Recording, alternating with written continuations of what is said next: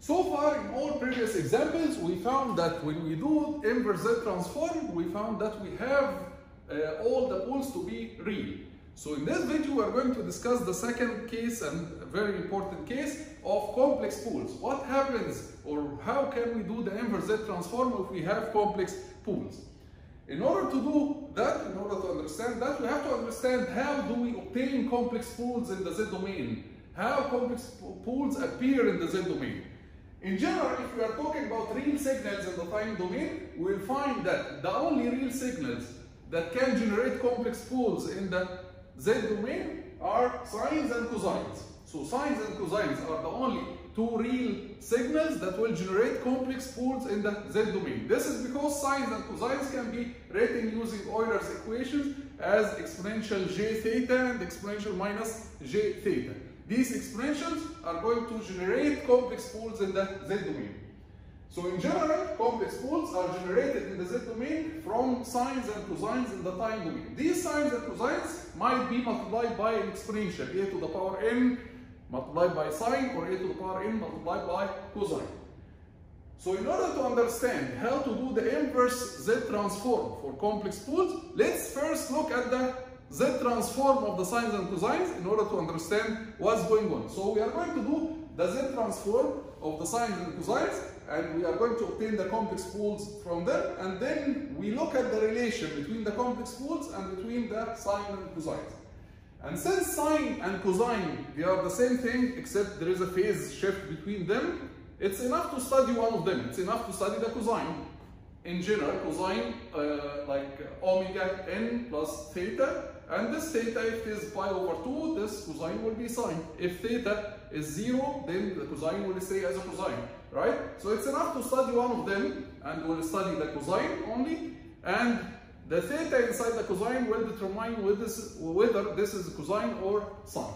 So let's study general signal, a signal that is constant, signal or system. It can be signal or system, which is constant multiplied by an exponential function a to the power n, cosine angular frequency, let's call it omega n, plus some angle, some phase angle, okay, theta. And let's call this signal, let's call it x of n. This is a signal in the time domain. General cosine signal in the time domain. It has an angular frequency omega, it has a phase shift theta, it's multiplied by an exponential a to the power n, and also multiplied by a general constant a.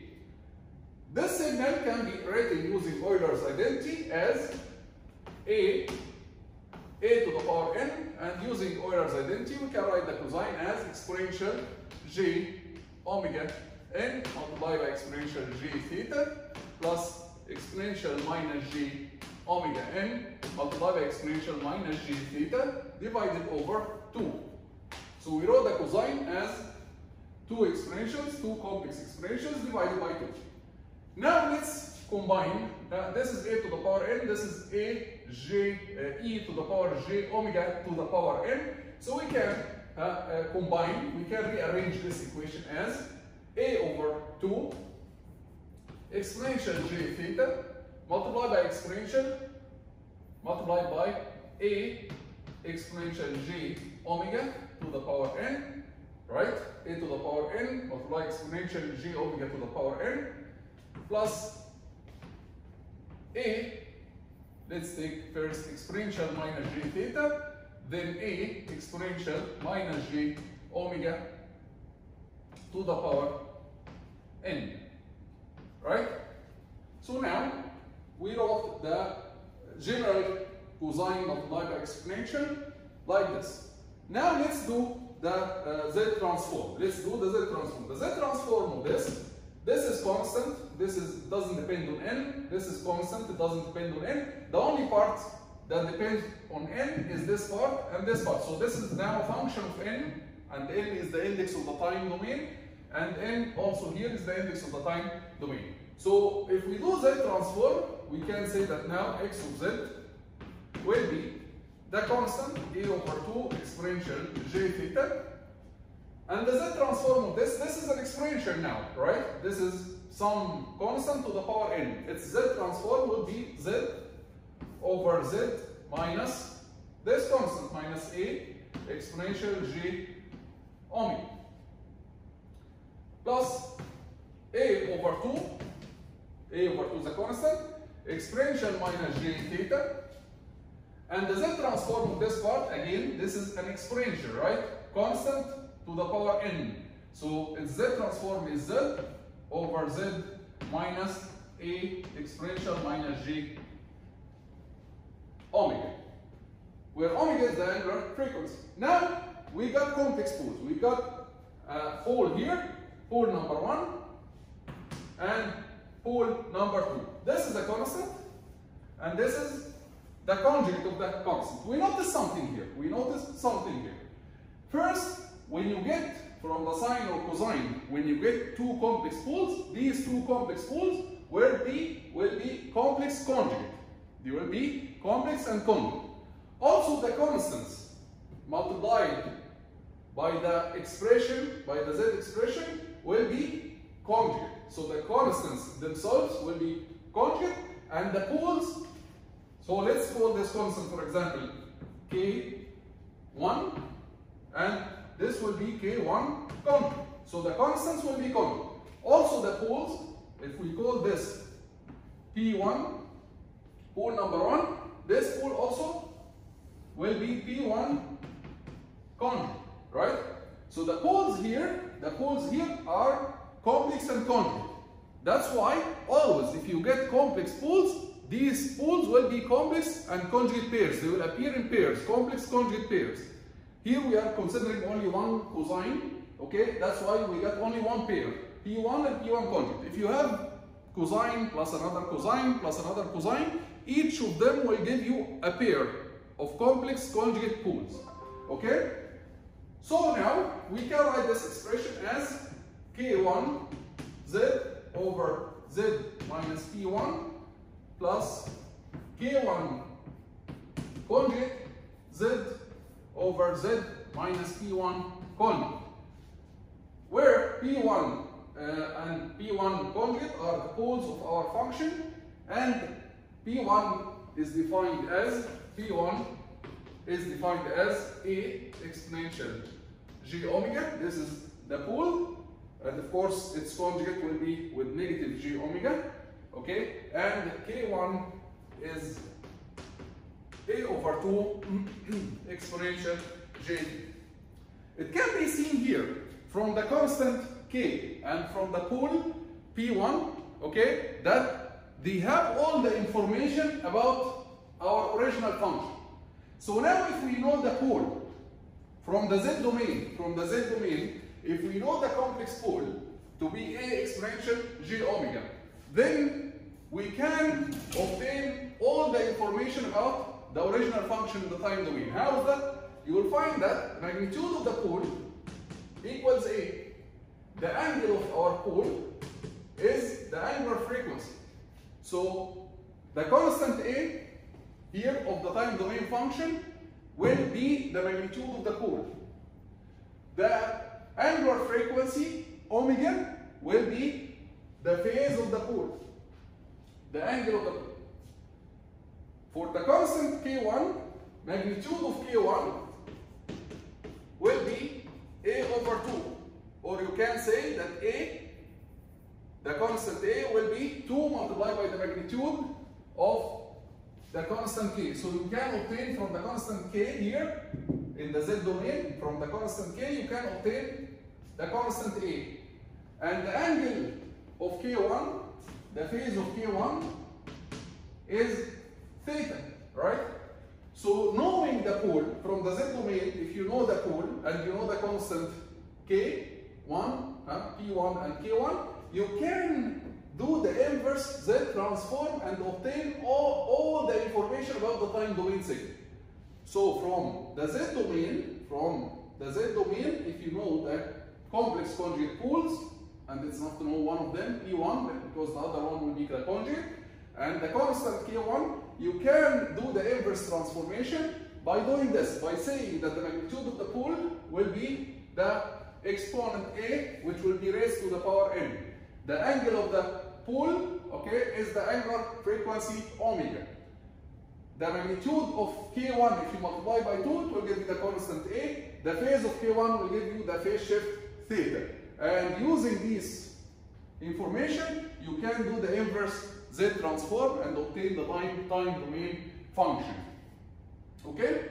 Notice something very important here, something that I mentioned before several times, and I'm going to mention the same thing again here for the complex pools. I mentioned it before for the real pools. The magnitude of the pool here is the constant that will be raised to power n. That's why if you have a system and you want this system, if you have a system h of n, and you want this system to be stable, in order for this system to be stable, you have to have the summation of h of n to be finite, right?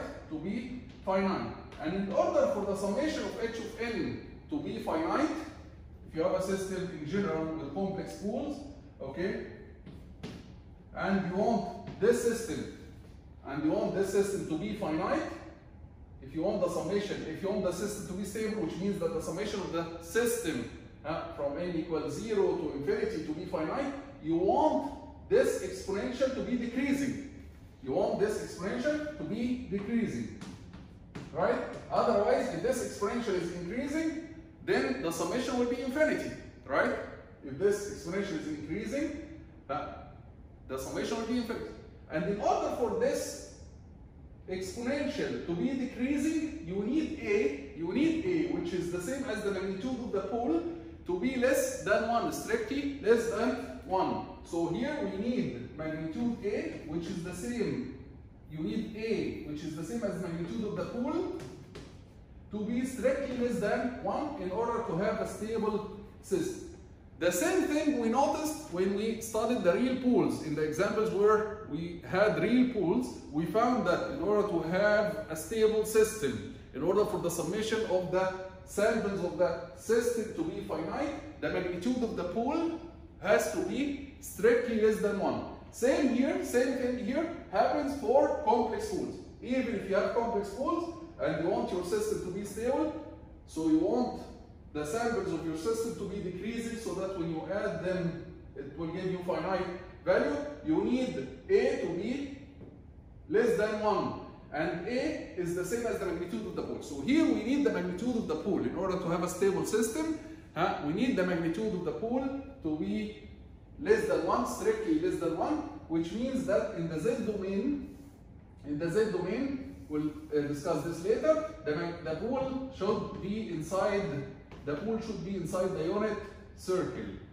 Inside the unit circle. The pools, the magnitude of each pool must be less than 1, which means that the pools should lie strictly inside the unit circle. We'll discuss this later. But remember that the magnitude of the pool represents the constant in the exponential here.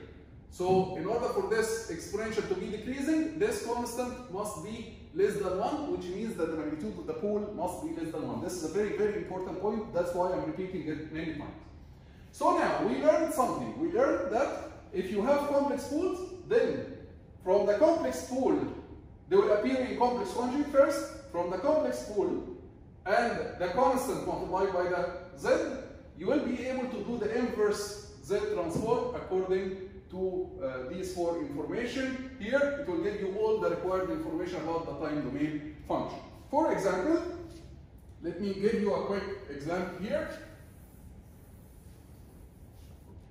If you have a function y of z negative 2.753 z divided by z squared minus 1.101 z plus, let's say, 0.6065, some complex numbers. Then I ask you to do inverse Z transform.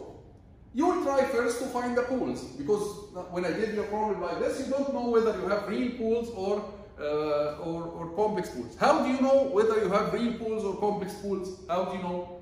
You have to calculate the roots of this quadratic form, right? So calculate the roots. How do you calculate the roots? You calculate the roots using the quadratic equation to calculate the roots, which is minus b plus or minus square root b squared minus 4ac over 2a, right?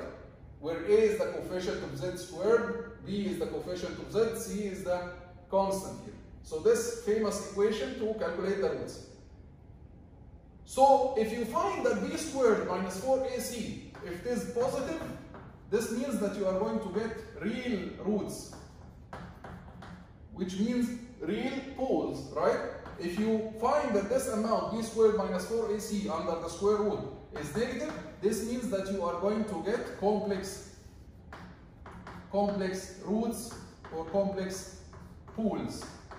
So the roots of this equation will be the pools of your problem. So now, if you calculate the roots of this equation, and I will leave this to you, I will give you the final answer directly to save time. If you calculate the roots of this equation, you will find that one of the roots will be, there will be complex roots. One of them will be 0.55 plus g 0.55, and the other one will be 0.55 minus g 0.55. Okay, I try to make this example so that you get very simple roots. This means that you can write now, you can write y of z as negative 2.753 z divided by z minus this root minus 0.55 minus g 0.55 multiplied by z minus 0.55 plus g 0.55. And then you do partial fractions. You can do partial fractions so that you get some constant. Of course, when you do partial fractions, you can work on this, or you can work on y of z over z. Eventually you will, so if you do partial fractions, for example, for y of z over z, or using any other method, what you will get z of minus 5.55 minus g 0.55, and the other side z minus 0.55 plus g 0.55, okay? And then you will get a constant here, k1 multiplied by z, and k1 conjugate multiplied by z. If you do the partial fractions, okay, you will find that k is, or let's say k1, I'll write it here, you will find that k1 is 2.5 with angle 90. I will leave the calculations for you. Here I'm giving you the final answer. K1, the constant here, will be 2.5 angle 90 degrees. And of course it's clear that the pool here, the pool P1, our pool here, P1 is 0.55 plus G 0.55, which can be converted to magnitude and angle as 0.7778 with angle 45 degrees. So this is our constant, this is our pool. And we need now to do the inverse Z transform. So we have complex conjugate pools, we did the partial fractions, we obtained the constant here, okay? And from the constant and the pool, we need to just find the time domain signal, y of n, okay? So again, we'll follow these rules. The magnitude of the pole is A. The angle here, which can be translated, or which should be translated to radian, pi over 4, this will be omega, the angular frequency of the cosine. From the constant k, the magnitude of k, if we multiply it by 2, so 2.5 times 2, it will give us the constant A. And the angle here, which also will be translated to to radian pi over 2, this represents the theta. So now we can write our time domain signal as y of n equals a, which is 5, a is 5, a to the power n, small a to the power n, 0.77, a to the power n, cosine omega, which is the angular frequency, pi over 4, n plus theta, which is pi over 2.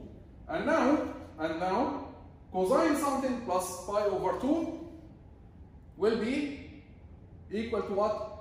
It will be sine or negative sine, right? So cosine some angle plus pi over 2, it will be sine. So that's why I said it's enough to study the cosine, the expression for the cosine, and by default, if this sine, then the angle here will be pi over 2 or negative pi over 2. So this pi over 2 will convert this signal into a sine wave. So you can say that this is negative 5 multiplied by 0.778 to the power n and multiplied by sine pi over 4n. So this is now our signal. We worked on the cosine expression multiplied by exponential.